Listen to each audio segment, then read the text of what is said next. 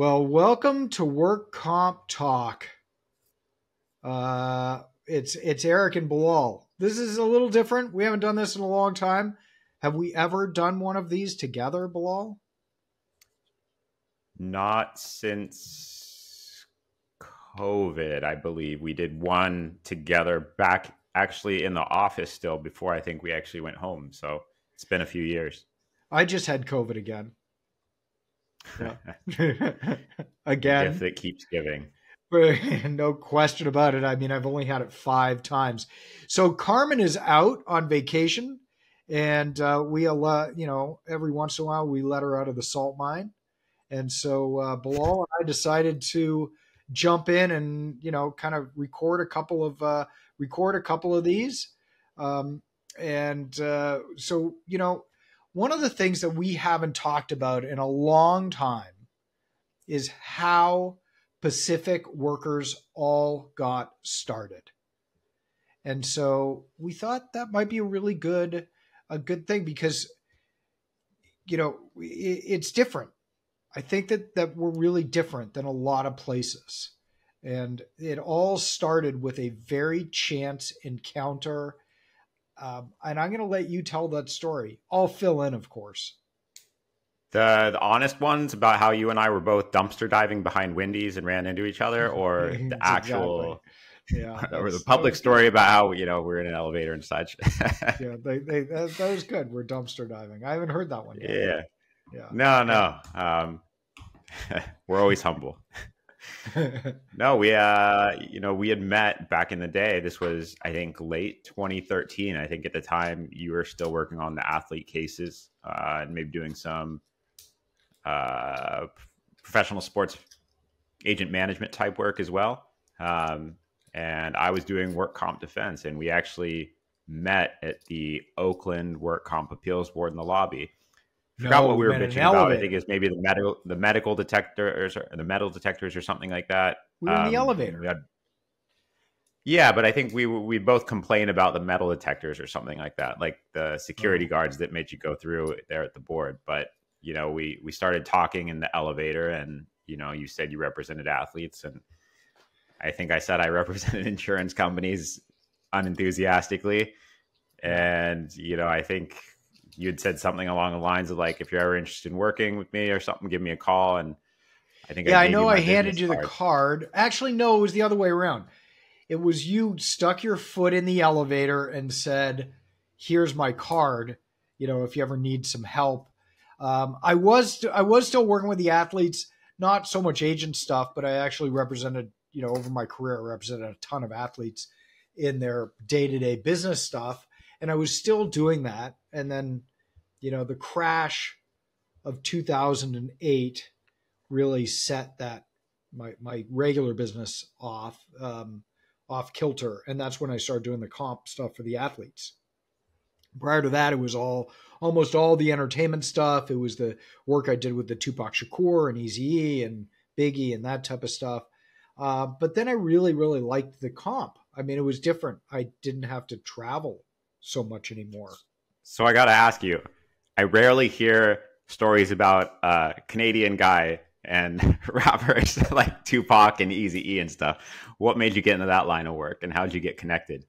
Oh, well, it was interesting because I worked at the big agency at UTA after law school, and then I went to Sony Pictures, and then I decided I wanted to go back to practicing law. I'd done it for a couple of years before I started in the entertainment business.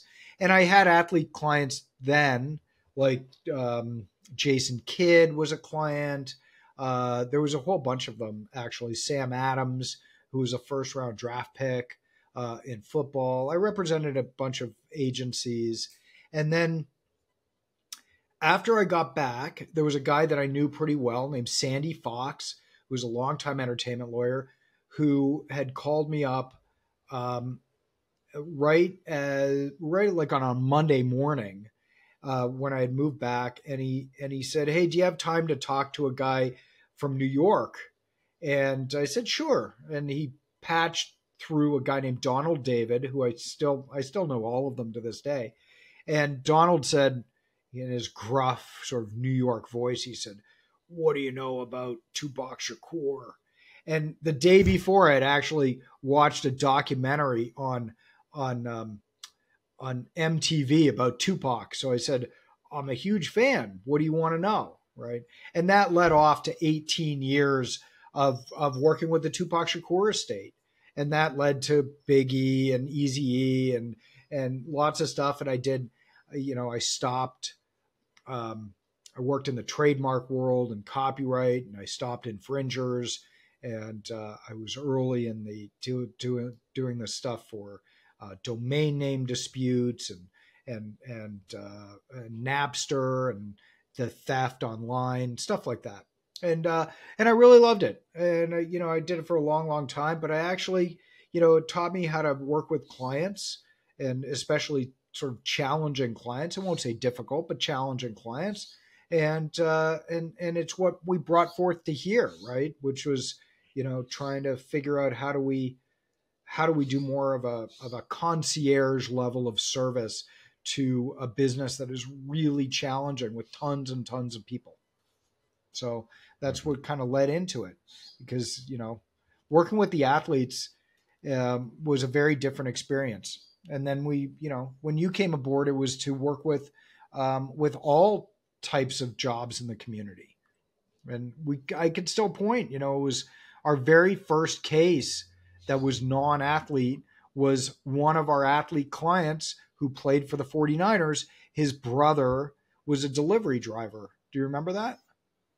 Yeah, it was JJ Stokes' brother. Yeah. He worked for UPS. We're going to have to cut that out, but we'll have to bleep that. Can't disclose that. No, we can't say that part. But yeah, so Bilal forgot that for a second. But it was one of our football player clients whose brother was a delivery driver, and that's what kind of kicked it off. And we went, from, geez Louise. I mean, Carla just left us, who was our first sort of person that answered the phone with Irving, but she just left after 10 years. But it was like Irving's still with us, and we went from 4 people in that little tiny office to almost 80 in 6 offices now. I mean, this has been quite the ride. I mean, this is our 10th year anniversary is coming up, and it was actually 2 days ago. That's why we're doing this podcast. 10 years together. So it's longer than with my wife. Yours too. Yeah. I've been through 3 dogs. We've seen a lot of change, I think, going from representing the athletes for their, sports related injuries to kind of helping everybody. But, I think the one constant we've seen over the years is, the formula for success has not changed. And I think the focus on delivering, customer service and really being counselors, not just advocates for our clients, being there to support them in their time of need, that's always been, the same. And I think it's something that lacks in workers' comp and that we've worked really hard at trying to perfect for our clients. It's not easy. And I think that, from day one, what I said was that we are going to be a technology company, right? That we're going to steal a page from the people down the street in Silicon Valley. But I said, we're not going to do this, until we find a cloud-based solution, a software that's going to be really helpful. And we found one. We're always looking at software. Our list of software to help our clients is 20 subscriptions long now. We definitely use more software and things than any other law firm in workers' comp. But I think it works. It is a formula, and it's constant. It's constant tweaking. It's constant working on it. It's constantly trying to make it better every single day, make it better, right? Look at all the departments we've got now. It's crazy, right? Recruiting, training. We have a department that's just for training our people. So, and that's a constant struggle, because it's always changing, and marketing, tech, case management, intake, right? Like we're really on the cusp of, I think, something that's can grow even bigger. And Yeah, and the weird thing about our situation is we try and innovate within a closed universe, right? Like work comp is a system. And I think, a lot of what you see in tech companies is they make their own system, right? They make their own universe. If they don't like the way it fits now, too bad, so sad, goodbye. They're going to create something bigger and better all the time. yeah, When we talk about innovating in workers' comp, we're really trying to make the best situation out of a terrible situation, yeah, And so it's an interesting perspective trying to, set up a company, setting up all these systems and automations and tech-based solutions for our clients, when we're really trying to solve for a problem that you can't really move the needle on. The legislature set up laws in the way they did. And I think that's something we talk a lot about at our firm. And, not just how do we work within that system, but also how do we make it better? Our contact with, you remember Rob Bonta, reaching out and chatting with him during COVID to try and advocate for changes in the law to help injured workers with their QME evaluations, or, supporting our local political figures. mm-hmm. I think we do a lot to try and move the needle outside of technology as well. You're always pushing for things that are, quote, outside of the box, so to speak, right? We were the earliest ones to go home in COVID. I was on vacation. I remember it. A friend of mine called me. He said, "Hey, I got this video from somebody in China." I talked to Irving, who's our director of operations. He is a constant reader of The Economist. He said, "Hey, there's something coming down the pike. This isn't good. This isn't good." We actually went home prior to everybody else, not just everybody else in the comp world, but everybody else in anywhere. We went home prior to the Oakland and San Francisco mandates for, to get out of the offices. But we were there because we run like a business. We want to run like a business where we actually had a plan, an emergency plan, that if there was ever an earthquake or there was ever, a big fire or something that killed our building, that we would be able to go home. But the other thing I remember where we did this is that I got on the phone with the heads of all the big defense firms. And I was like, "Hey, can we do the depositions by video?" And I can't remember which one it was. I'd never talked to him before. And he said, "Why would we want to do that? We're all going to be back in the office in 2 weeks." And I said, "Yeah, I don't think so. I think we might be out for a while." And they refused to do the depositions by video. And that's when we got in touch with Rob Bonta to say, and he wasn't head of insurance at the state level at that point. He was a state congressman, I think. Right? Yeah. And said, "Hey, these people, the injured workers out there are going to be in trouble because nothing's going to happen if we all have to do this by in person." And that's he was pretty helpful, right? He was pretty helpful in it, and so that's when we turned around to, and everything kind of went online. What is still online? Because we still have stuff that's online, isn't it? I mean, it hasn't gone back to being normal, right? No, I don't think it's ever going to go back. There are some limited court hearings that are still in person, trials and such, but even then, some of them can be remote. I think the net is that insurance companies have actually saved a lot of money. I used to be a defense attorney way back when, and my clients used to pay me to drive around to go take depositions. Now they do them remotely. The defense attorney doesn't have to drive anywhere. They don't have to drive to court all the time. I think as much as the insurance companies want to move cases along, and sometimes doing that in person might have been better in some scenarios, I think the overall efficiency and cost savings for them has been, irreplaceable. I don't think they don't want to go back. Injured workers who don't have access to reliable transportation. You know, it's more acceptable now than ever to do telemedicine or do your deposition via, you know, Zoom or video conferences, court hearings they can dial into if needed. Yeah. So I think it's here to stay.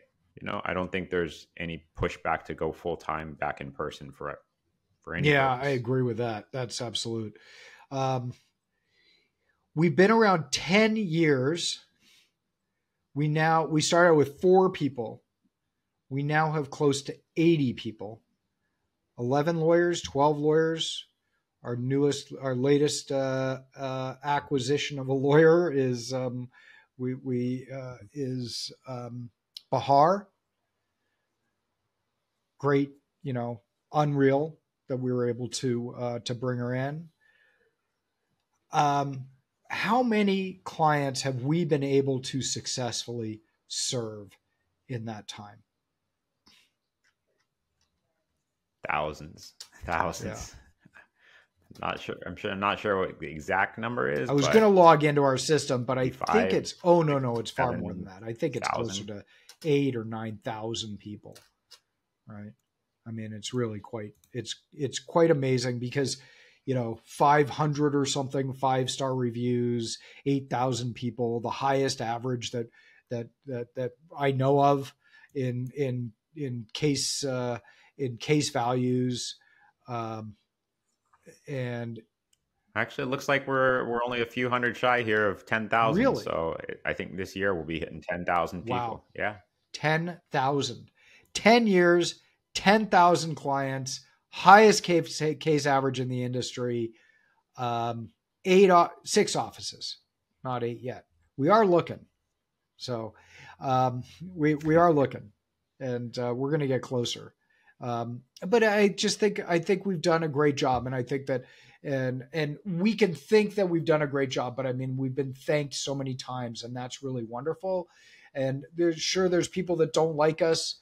It's, you know, I remember when I first got into business, somebody said to me, if everybody likes you or everybody hates you, you're doing something wrong. You know, we do as best we can. Yeah. No, I mean, we're lucky we're in an industry where, you know, our success is measured by the good we do. You know, and there's a lot of good we've done for a lot of people. And the organizations that we work with, the firefighters, we used to sponsor the PAL tournaments, the Police Activities League. It's you know, the firefighter children's charities is a big thing. The Catholic charities. I mean, we've done some good stuff, and we don't do enough to let people know about that stuff as well. I mean, I always say that, you know, but 10 years, 10,000 people. So we're a couple of hundred shy. We certainly have the lowest case. We have the lowest number of cases to lawyers and teams. You know, we just interviewed somebody at another firm who said their lawyers have 300 to 400 cases per lawyer, and we've never been anywhere close to that. We don't believe in it.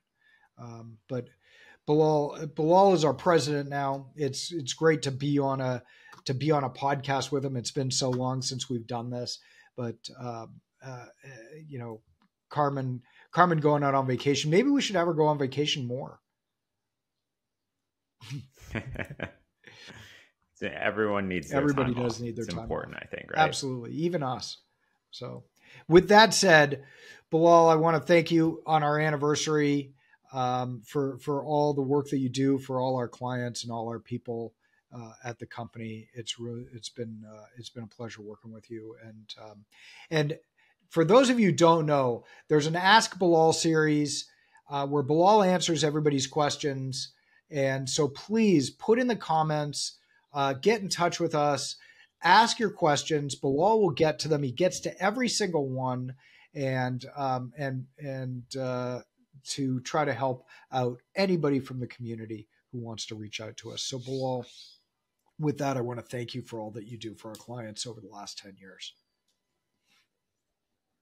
Thanks, man. Yeah. Likewise. And for those of you that do have questions, please make sure you submit them on our YouTube page or wherever else you can. I notice I've got some emails directly from people who watch our videos, and I do really appreciate those. That being said, I can't give you specific legal advice if you're not a client of the firm. So, I can do my best to help out and address your general questions. But for specific stuff, please do call in our firm and ask to speak with our intake department. We can do a free consultation, if nothing else, and point you in the right direction. Yeah. So thank you very much. Remember to like, review, subscribe, share this with your friends, and thanks for joining us. Take care.